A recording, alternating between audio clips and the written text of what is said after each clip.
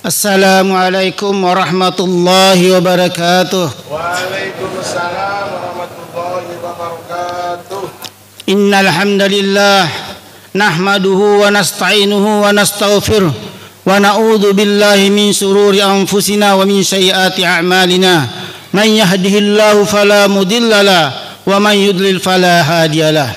Asyhadu an la ilaha illallah la syarika lahu wa asyhadu anna Muhammadan abduhu wa rasuluhu la nabiyya ba'dah. Allahumma salli wa salli ala sayyidina Muhammadin wa ala alihi washabihi ajma'in. Amma ba'd.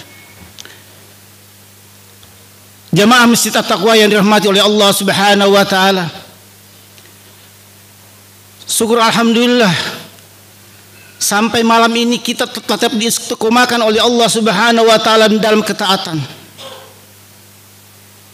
Kita masih diberikan semangat oleh Allah Subhanahu wa taala untuk senantiasa memakmurkan masjid, di mana memakmurkan masjidnya adalah sebagai tanda orang yang beriman kepada Allah Subhanahu wa taala.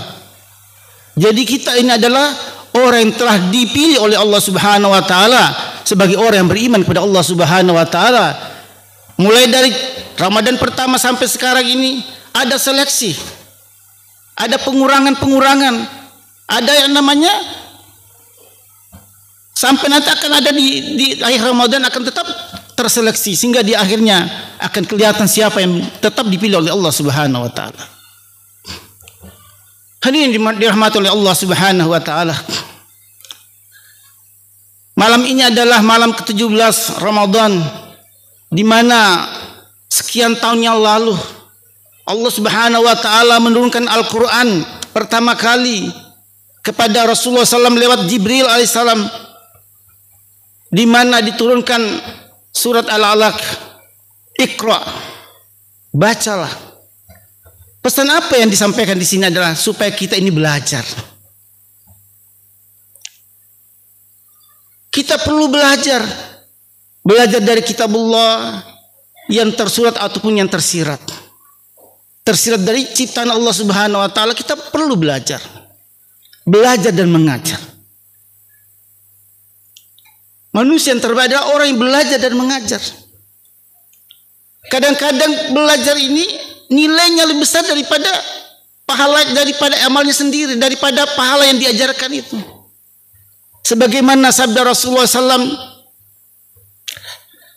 hai Abu Dzar, kepergianmu di pagi hari untuk mempelajari satu ayat dari kitabullah lebih baik daripada sholat 100 rakaat. Dan kepergianmu di pagi hari untuk mempelajari satu bab ilmu, kamu amalkan atau belum diamalkan, itu lebih baik daripada kamu sholat 1000 rakaat. Belum amal, pahalanya lebih banyak. Dalam hadis lain dikatakan bahwa orang alim ini lebih ditakuti setan daripada 1000 orang ahli ibadah. Jadi betapa besar pahala, fadilah orang yang punya ilmu. Maka kita perlu tetap belajar dan belajar. Dalam majelis seperti ini kita perlu hadir. Setiap 2 minggu sekali ada kajian subuh. Kita perlu hadir untuk mendengarkan ilmu, duduk dalam majelis ilmu, di mana majelis ini adalah majelis yang dirahmati oleh Allah Subhanahu wa taala, majelis pengampunan. Suatu ketika Rasulullah SAW membuat suatu majelis, maka pada saat itu ada seorang badui, Arab badui datang kepada majelis Rasulullah SAW. Pada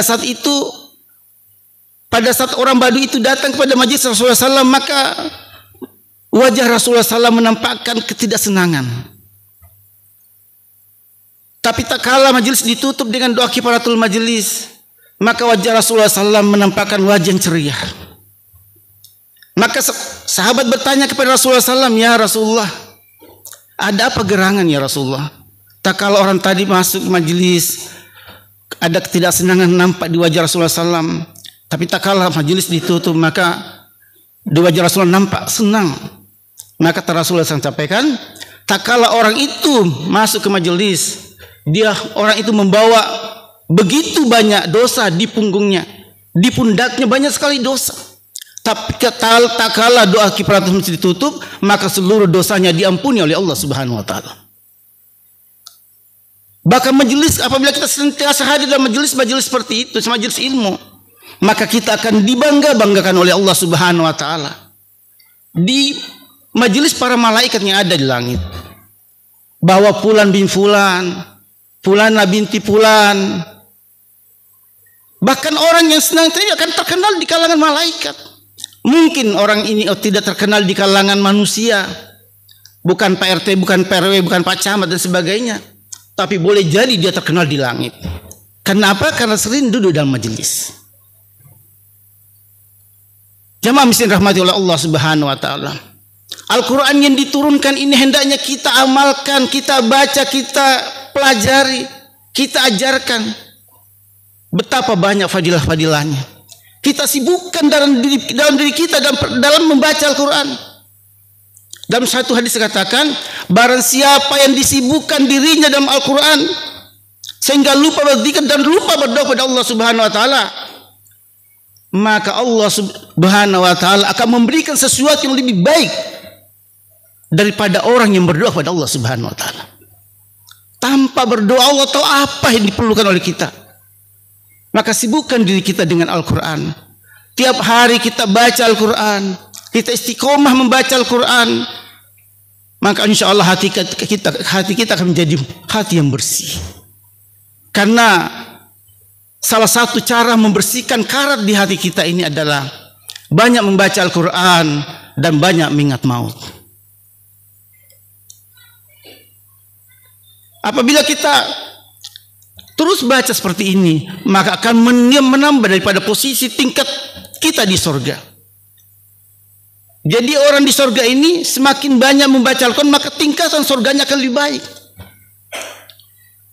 Maka kita tetapkan diri kita dengan membaca Al-Quran, menghafal Al-Quran. Niatkan untuk bisa menghafal Al-Quran.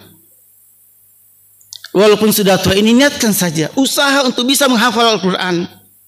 Karena dikatakan apabila seseorang berusaha menghafal Al-Quran tetapi tidak bisa juga sampai meninggal dunia, maka akan dibangkitkan nanti di akhir bersama para hafiz Al-Quran. Jadikanlah anak-anak kita menjadi hafiz Al-Quran, sehingga anak kita ini bisa memberikan syafaat kepada 10 anggota keluarganya yang tadinya akan ditetapkan masuk neraka, akan dimasukkan ke dalam surga. Kalau kita nggak bisa menghafal Al-Quran sudah tua, minimal anak kita usahakan bisa menjadi salah seorang dari mereka ini adalah hafiz atau hafiz Al-Quran. Semoga apa yang sampaikan bisa amalkan sampaikan. Assalamualaikum warahmatullahi wabarakatuh. Waalaikumsalam.